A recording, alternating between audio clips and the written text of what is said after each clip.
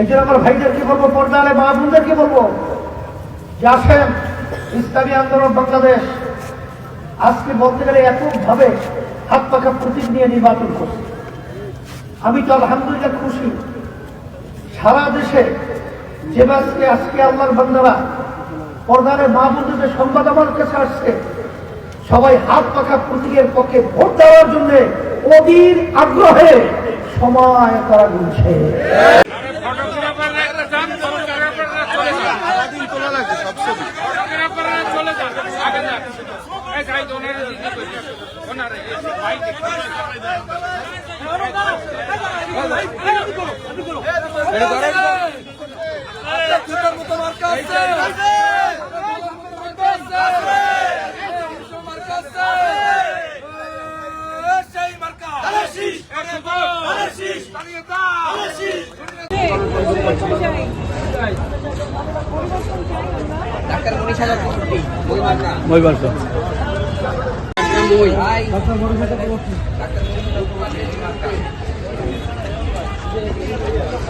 মই প্রতীকের লিফলেট নিয়ে গ্রামগঞ্জে মানুষের দ্বারে দ্বারে ঘুরছেন বাসদনেত্রী ডাক্তার মনীষা চক্রবর্তী।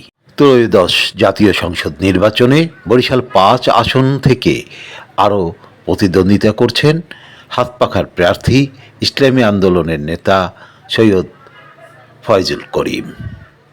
আছেন বিএনপির প্রভাবশালী নেতা মজিবুর রহমান সরোয়ার সহ আরও অনেকে। তবে বরিশালের প্রায় ৫ লাখ ভোটারের মুখে আলোচনায় মাত্র ৩ জন, আর এই ৩ জনকে ঘিরেই চলছে জল্পনা কল্পনা।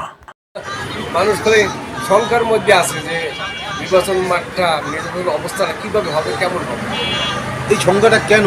এই সংখ্যাটা হচ্ছে কেমন যেন একটু ভয় পাইতেছে, মানে ভিতরে ভিতরে যে কে কোন সময় কখন কীভাবে আক্রমণ করবে, এইটাই ভয়টা কাটতেছে না কারণ আসন্ন ত্রয়োদশ সংসদ নির্বাচন আসন্ন, আর মাত্র কয়েকদিন বাকি আছে। কিন্তু আমি বরিশাল সদর উপজেলায় আসলে মানুষের ভিতর তেমন কোনো আমেজ দেখতে পাচ্ছি না।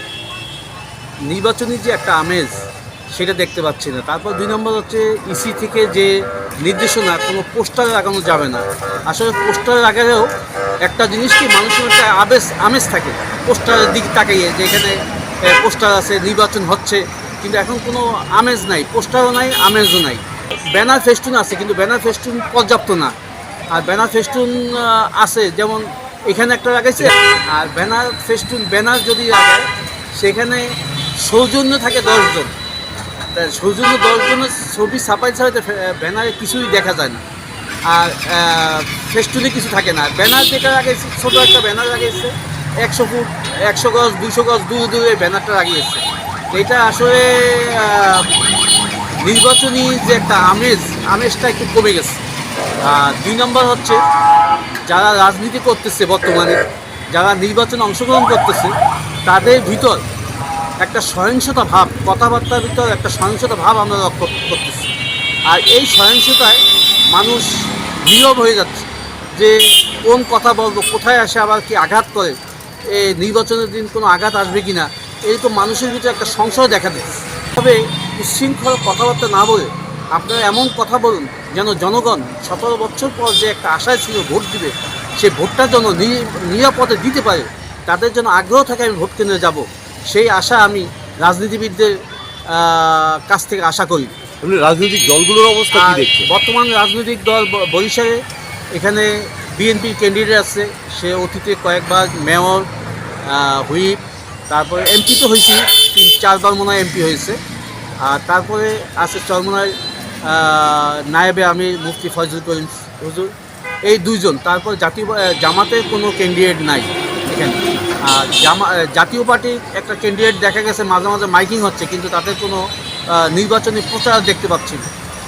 আর আরেকজন আছে মনীষা চক্রবর্তী বাসদে, তারও কিছুটা মাইকিং এবং তার হচ্ছে, কিন্তু যে নির্বাচনে একটা আসলে যে একটা আনন্দ আমেজ, সেটা বরিশালের সদর আসনে মনে হয় তেমন কিছু নাই।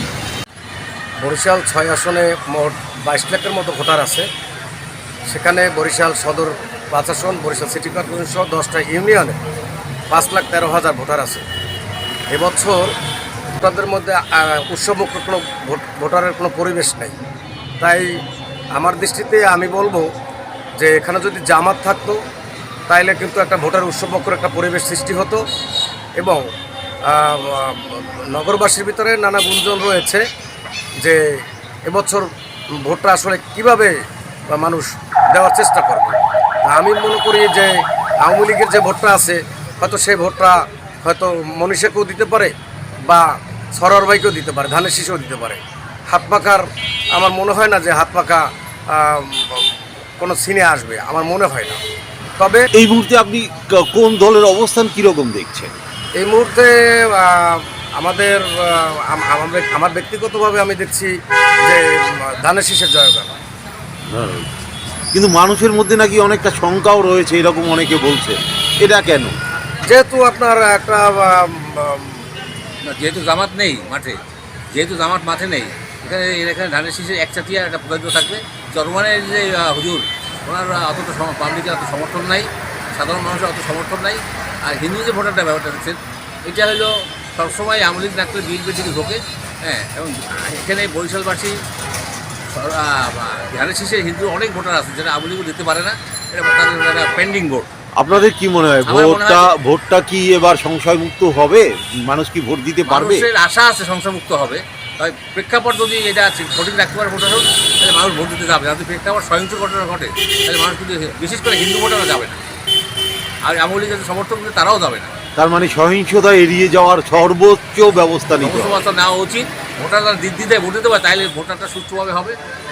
তবে বিএনপির জয়গানটা বেশি। এখানে মনীষার চিন্তাও মোটামুটি আছে, মানুষ গ্রহণ করতেছে। যেহেতু আওয়ামী লীগ নেই এখানে, চরমানের দিকে মানুষ সাধারণভাবে গ্রহণ করতেছে না।